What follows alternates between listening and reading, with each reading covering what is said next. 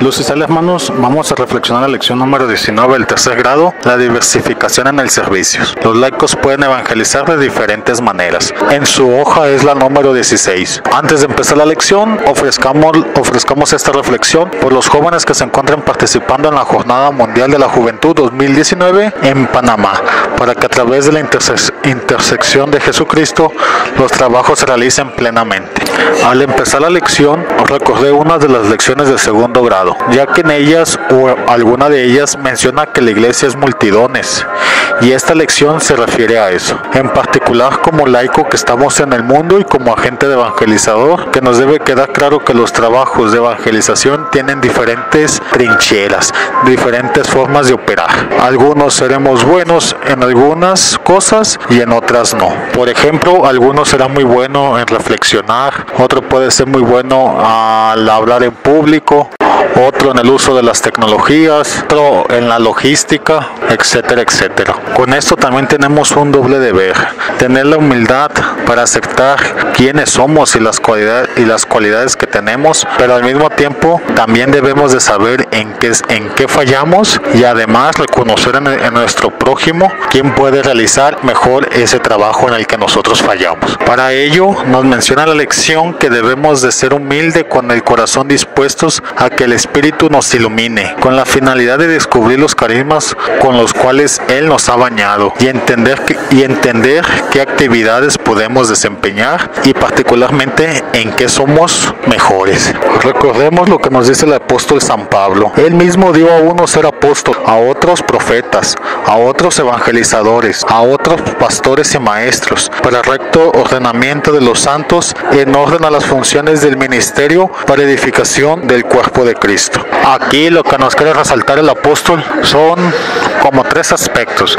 El primero, la diversidad de dones, de carismas que tenemos los laicos. El segundo, que estos carismas están al servicio y administrados por la jerarquía. Y el tercero, todo esto tiene la finalidad pues de edificar el cuerpo místico de Cristo, de edificar la iglesia, de ayudar con su misión, es decir, la gloria del Padre para la salvación del hombre.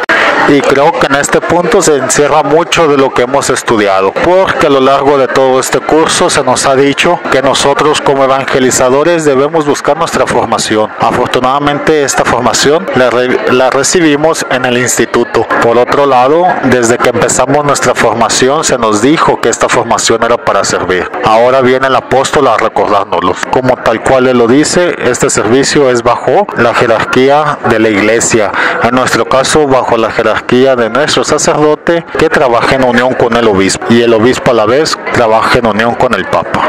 Leyendo esto me lleva a hacer una reflexión acerca del instituto, un tema controversial porque quien está muy adentro del instituto se molesta cuando nosotros los laicos formados nos tratan, no nos dan la dignidad de la formación que tenemos. ¿Qué quiero decir con todo esto? De acuerdo a lo que hemos estudiado y hasta este punto, si nos damos cuenta, el instituto aporta laicos como los pide el Papa, formados y comprometidos para el servicio. Y de la molestia que les digo, pues me dicen a mí es de que el sacerdote también debe de entender este punto, ¿no? Somos laicos formados y estamos dispuestos a servir. Porque luego sucede que escuela de pastoral, como son muchos miembros, los tienen para hacer vallas, para estar en la seguridad, y en ocasiones pues no se dan esos puestos o esos cargos donde uno de escuela de pastoral puede dar lo mejor de sí. Precisamente esa es la molestia que genera. Cuando me lo dijeron a mí, yo sí le respondí. Y si has visto la diferencia, por ejemplo, de una valla cuando lo organiza escuela de pastoral y cuando no lo organiza. Me mencionaban también de kermeses y le dije lo mismo. Cuando una kermés lo organiza escuela de pastoral y cuando no lo organiza, a lo que quería llegar era que el equipo laico está consciente que tiene que dar lo mejor de sí, por lo mismo, porque su formación se lo exige. A lo que quiero llegar es que el equipo laico, acompañado del instituto, pues hacen una labor muy importante, ya que dotan de nuevos evangelizadores formados, preparados, aprobados y enviados por el obispo, por el cual el evangelizador pasa a tomar una posición importante al lado de la jerarquía y, por si fuera poco, revestido con cierta autoridad que la iglesia le otorga. Con todo esto, si les digo, algo, seamos celosos con el instituto, seamos celosos con el equipo laico. Hay que tratar de hacer las cosas lo más apegado a los estatutos, a los instructivos, acompañado por supuestamente del párroco, con la intención de ir construyendo lo que nos pide Cristo, ir construyendo nuestra iglesia, llevar el mensaje a todos los pueblos hasta el rincón del mundo. Ahora, con todo esto de que el laico es enviado y revestido con cierta autoridad por el obispo, nos debe de quedar claro que nosotros trabajamos en colaboración con la jerarquía, somos sus subordinados, no debemos de caer en el error de pretender tomar la posición de ellos, puesto que nosotros solo somos sacerdotes bautismales y la jerarquía, además de ser sacerdotes bautismales, tienen el sacramento del orden, el cual consagra su vida para la evangelización, para la misión de la iglesia. A lo que quiero llegar con esto es que como evangelizadores tenemos que estar conscientes, enterados, tenemos que ser capaces de aceptar con humildad y sencillez nuestro verdadero puesto. Es decir, si a mí me ponen a dar una predicación, pues lo voy a hacer, le voy a echar las ganas que debo, me voy a preparar y voy a dar lo mejor de mí. Pero lo mismo si me toca hacer la valla, tengo que dar lo mejor de mí, tengo que hacer que todo funcione correctamente. Desde ese punto, desde esa trinchera donde estoy sirviendo, ahí puedo dar testimonio. Un testimonio que me va a ayudar a construir la iglesia, más aún el cuerpo místico de Cristo. Es de útil importancia que el evangelizador conozca su lugar. Además de la aceptación de mis cualidades, eso trae una consecuencia muy importante, el cual es que voy a empezar a desarrollar este carisma, esta cualidad en la que estoy trabajando, donde estoy poniendo todo mi esfuerzo, lo empiezo a desarrollar. Es decir, el don que me otorgó mi Señor Jesucristo, con las habilidades en la computadora, lo empiezo a desarrollar y lo pongo al servicio de la evangelización. Con esa facilidad que puedo aprender el dominio de un celular, de una computadora, aprendo a editar videos, empiezo a dominar la palabra frente al público con la finalidad de evangelizar. La ventaja de esto, y por experiencia de la iglesia, es que cuando esto sucede, la construcción del reino de Dios sucede de manera automática. Por otro lado, otro deber importante del evangelizador es actualizarse, puesto que el hombre es un ser cambiante en cuanto a costumbres, culturas y forma de vida, lo cual incluye la comunicación, por lo cual es importante adecuarse a las nuevas formas que tiene el hombre de comunicación, sin olvidar las fuentes apostólicos, los valores de la iglesia naciente. La lección pone, por ejemplo, a las cruzadas, y en resumen nos dice que en su tiempo fue buen visto, pero en la actualidad sabemos que las cruzadas son mal vistas, que es un mal ejemplo de la iglesia. Que esto nos sirva como ejemplo para entender que nuestro deber es ir buscando, ir adecuando las nuevas formas de transmitir el evangelio. Una vez logrado esto, es decir, un evangelizador formado, consciente y además actualizado con las herramientas adecuadas para transmitir el evangelio, solo queda realizar la misión, entregarnos al servicio que podemos desempeñar cada uno de la mejor manera para el beneficio de la iglesia. A esto último nos enseña el apóstol: a cada cual se le otorga la manifestación del Espíritu para provecho común. Aquí se refiere a dos cosas. La primera es que no somos los autores de las gracias ni de los dones que tenemos, es el Espíritu quien derrama sus gracias, y estas gracias las derrama para que estén al servicio de la iglesia, que es el segundo aspecto. Además también les digo que me recuerda la lección de segundo, porque se nos dice que todas estas gracias, todos estos dones están sujetos a la jerarquía. Con esto el Papa nos quiere prevenir que si hacemos lo contrario, en la lección, por otro lado, el Papa nos quiere recordar qué sucede si no entendemos esto, si no entendemos que el Espíritu es quien derrama los dones. Estos dones son para el servicio común, bajo la autoridad de la jerarquía.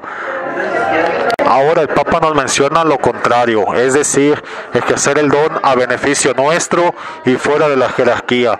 Todo lo que se haga en ese contexto no verá por los trabajos de la pastoral de la iglesia. Además, el Papa nos quiere advertir Ahora el Papa nos quiere hablar de algo importante. ¿Qué sucede cuando hacemos lo contrario?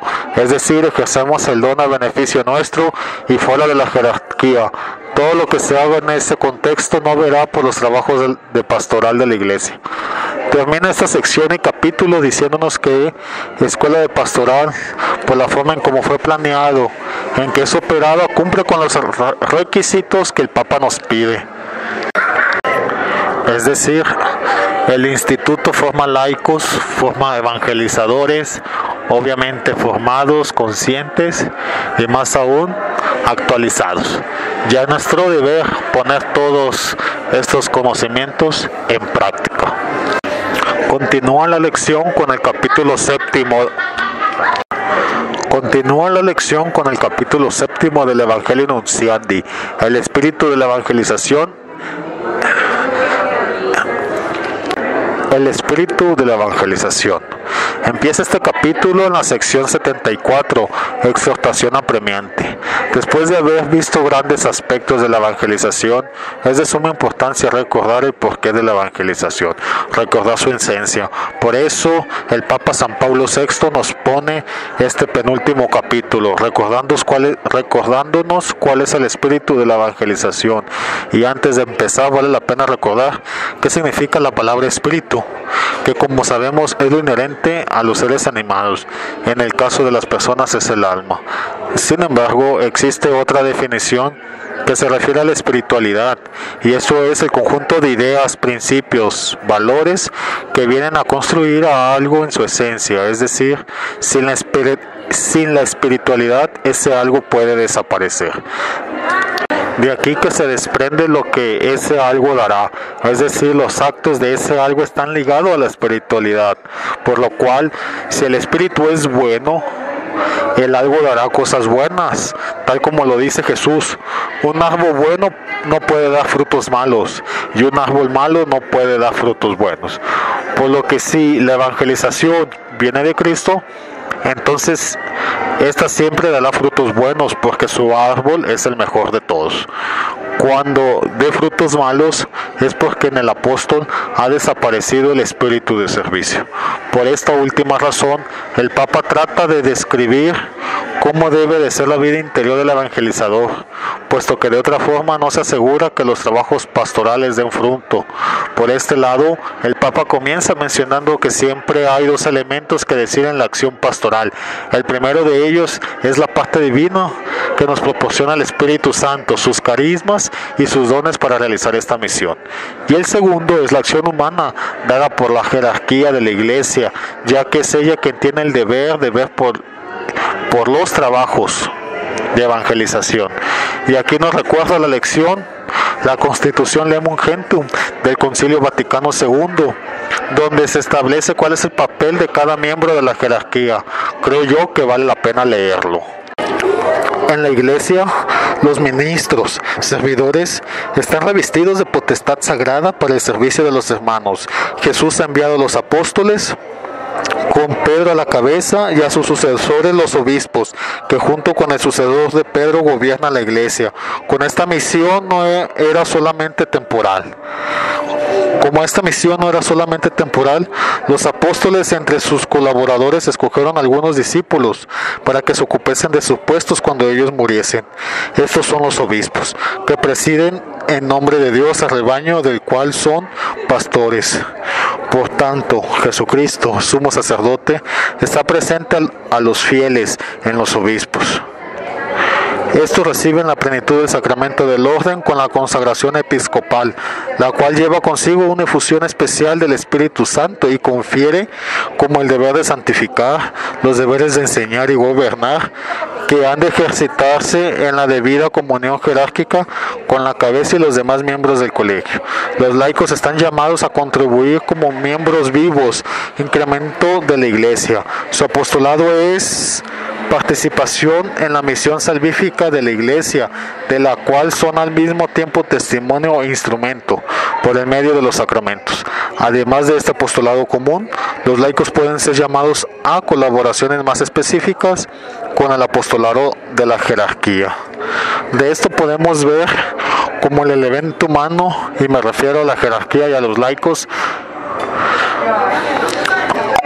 De esto podemos ver cómo el elemento humano, y me refiero tanto a la jerarquía como a los laicos, es ordenado por el Espíritu, los primeros encargados de administrar los trabajos de evangelización, desde su potestad otorgada por el sacramento del orden, esto a través de la función de sacerdote, profeta y rey, y puesto que ellos consagran, enseñan y gobiernan, y todo en unión con el Papa, representante de la Iglesia, y los laicos estamos llamados a realizar trabajos de evangelización, los cuales deben estar sujetos a la autoridad de nuestro párroco, la cual fue transmitida por nuestro obispo. Es decir, el obispo nos envía todo esto, todo con la finalidad de colaborar con la misión de la Iglesia. Esta colaboración sabemos que es multiservicio, cada uno haciendo lo que mejor sabe hacer. En nuestro caso, a nuestro párroco, el cual trabaja en comunión con nuestro obispo y nuestro obispo con el Papa. De alguna manera podríamos decir que es el obispo quien nos envía a través de nuestro sacerdote para colaborar en la misión de la Iglesia. Una colaboración que a estas alturas nos debe de quedar clara es de multiservicios, cada uno haciendo lo que mejor sabe hacer. Después de esto, el Papa y la elección se refiere a nosotros los laicos, porque como podemos ver, lo único que nos toca hacer es tener la disposición, la certeza, pero sobre todo la fe, en que primeramente no estamos solos, que Cristo camina a nuestro lado y es el Espíritu quien nos auxilia en nuestros trabajos de evangelización, puesto que nos dice el Papa que el único enemigo que tenemos es la duda, una duda que puede surgir antes o durante los trabajos pastorales. Por esta razón, nos recuerda lo que Jesús les dijo a sus apóstoles: yo daré elocuencia y sabiduría a lo que no podrán resistir ni contradecir vuestros adversarios. También nos dice: porque no seréis vosotros los que hablaréis, sino el Espíritu Santo. Por lo que no hay que tener duda de que Cristo está con nosotros hasta el fin de los tiempos. Por otro lado, debemos entender un aspecto fundamental alrededor de este contexto, y es el no confiarnos en que Cristo hará todo por nosotros. Por lo que nos recuerda el Papa que nosotros nos toca trabajar en dos sentidos: confiar en el Señor como si las capacidades ya no son suficientes, y además confiar en nuestras capacidades humanas como si el Señor nos hubiera abandonado. Para ello el Papa recuerda Pentecostés, donde los apóstoles, a pesar de la situación política que se vivía en torno de la resurrección de Cristo, una situación donde uno de sus discípulos muere al defender la palabra, ellos seguían predicando, ellos seguían llevando el Evangelio y también tenían su momento de piedad. Recordamos cómo sucedió Pentecostés. Todos ellos perseveraban en oración con un solo espíritu, en compañía de alguna de las mujeres, María, la Madre de Dios.